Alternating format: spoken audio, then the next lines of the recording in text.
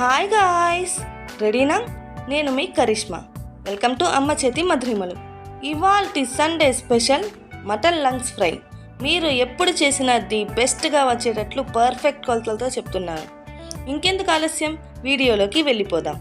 ముందుగా నేను ఇక్కడ ఒక మటన్ లంగ్స్ని తీసుకుంటున్నాను. దీనిని కొంచెం పెద్ద సైజు ముక్కలుగా కట్ చేసుకొని 4-5 సార్లు నీళ్ళతో బాగా పిసుకుతూ కడగండి. నేను ఆల్రెడీ కడిగి తీసుకున్నాను. నేను చెప్పే కొలతలు టిప్స్ను యాస్టీస్గా ఫాలో అయిపోండి.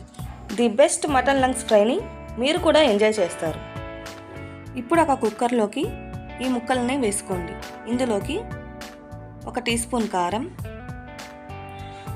1/2 టీ స్పూన్ ధనియాల పొడి, 1/2 టీ స్పూన్ పసుపు పొడి, 1/2 టీ స్పూన్ మిరియాల పొడి. ఈ మిరియాల పొడి వేయడం వల్ల నీచు వాసన పోతుంది. 1 టీ స్పూన్ సాల్ట్. నేను చెప్తున్న సాల్ట్ పర్ఫెక్ట్గా సరిపోతుంది. ఇప్పుడు ఒక చిన్న టీ గ్లాస్తో వాటర్ని వేసుకోండి.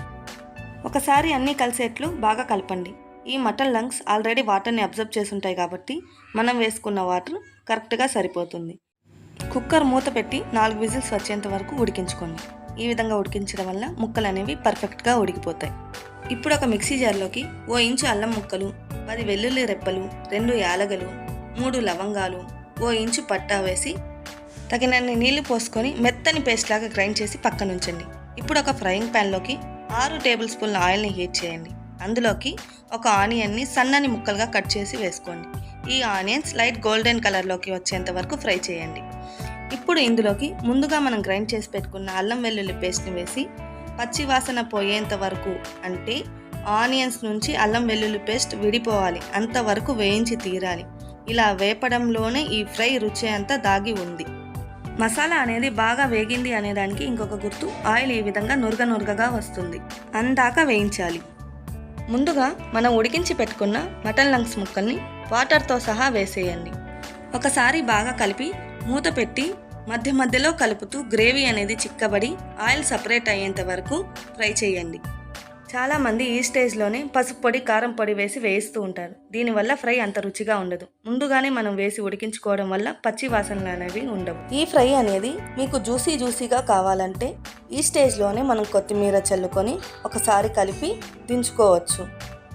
లేదు మనకు డ్రై రోస్ట్గా కావాలి అంటే మరో 15 నిమిషాల పాటు మంటను మీడియం ఫ్లేమ్లో పెట్టి మధ్య మధ్యలో కలుపుతూ మూత పెట్టి మాత్రమే ఫ్రై చేయండి. ఇలా మూత పట్టి ఫ్రై చేయడం వల్ల ముక్కలు అనేవి పేలి మన మీదకి చిందవు, లేకపోతే ముక్కలు అనేవి పేలి మన మీదకి చిందుతాయి. జాగ్రత్తగా ఫ్రై చేయండి. ఈ ఫ్రైని పప్పుల్స్తో కానీ టమాటో రసంతో కానీ తింటే అదుర్సే, ఇక మాటలు లేవు. తిన్న వాళ్ళకి ఇంతకన్నా మనకి ఇంకేం కావాలి ఈ జన్మకి అని అనిపిస్తుంది. నచ్చిందా? ఖచ్చితంగా మీరు కూడా ట్రై చేయండి. అన్నట్టు మన ఛానల్ని సబ్స్క్రైబ్ చేసుకొని మరిన్ని వీడియోస్ చూడడం మర్చిపోకండి. మీ ఫీడ్బ్యాక్ని మీ కామెంట్స్ రూపంలో మాకు తెలియచేయండి. మీకు ఇంకా ఏ రెసిపీస్ కావాలో కింద కామెంట్స్ బాక్స్లో తెలియచేయండి. నేనైతే ఖచ్చితంగా చేయడానికి ట్రై చేస్తాను. ఒక్కసారి కామెంట్ చేసి చూడండి, ది బెస్ట్ రెసిపీ ఇస్తాను.